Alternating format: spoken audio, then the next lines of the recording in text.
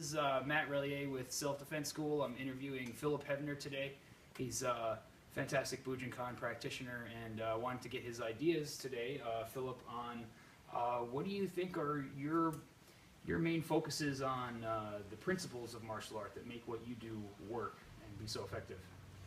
So, don't often think about it this way, but I would say the most important thing is a holistic understanding of the body and the mind, inculcating a flexibility of body and mind.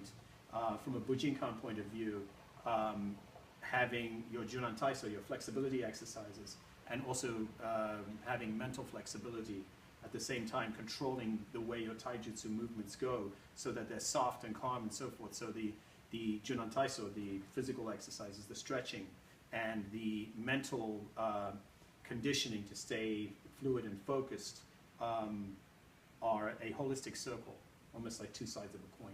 Okay. So that would be one of the main principles. All right, very good. I can give you additional principles. Based on the seminar we did today regarding reversals, what you have to have is an intuitive feeling of what you're doing, of what's going on, rather than have an understanding of the lock or be able to visually analyze the lock. All right, we're back. Quick technical difficulty. All right, so we're analyzing the lock and continue from there, I guess. Okay, so what I was getting at is rather than analyzing the lock, you need to have this intuitive feel of the lock so that you can execute counters whether you're blindfolded or not, whether you're familiar with the type of lock that it is. Basically to be able to adjust to any changes. And so that brings me to what I was saying.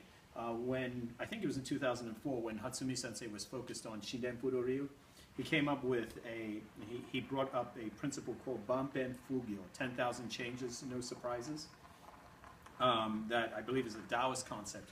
It basically states that although there can be 10,000 changes in nature or in the course of a martial arts dynamic, a course of a fight, that a skilled practitioner needs to be able to fluidly adjust to them.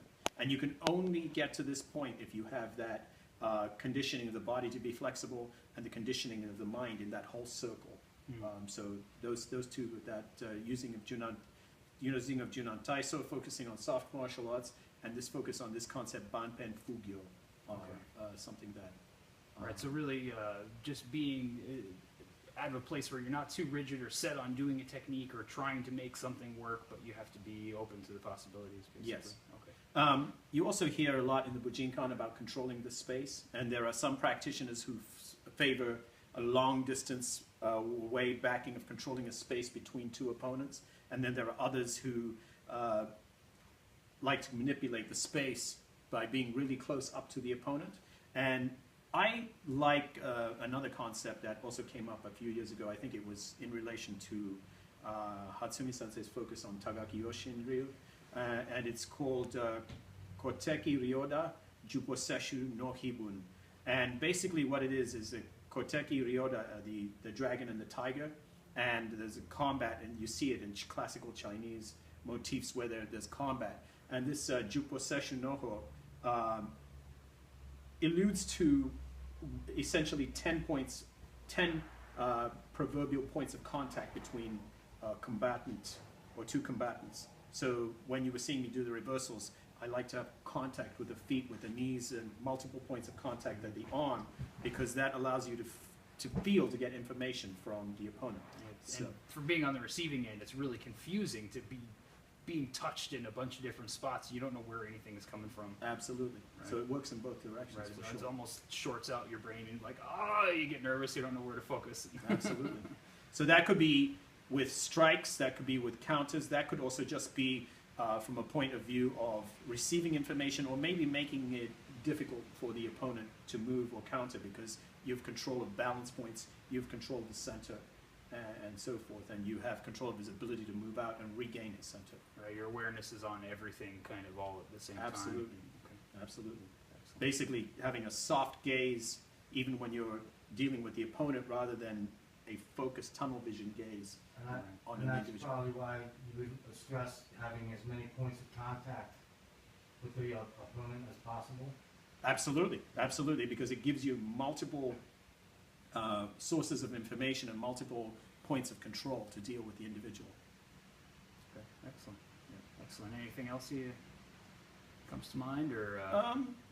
No, just making sure that you program yourself to move in. I think of Taijutsu as meditation and movement. So you learn the basics, and then what you do. The concept of shuhari, hold, break, leave. Oh. Okay, good. Oh, all right.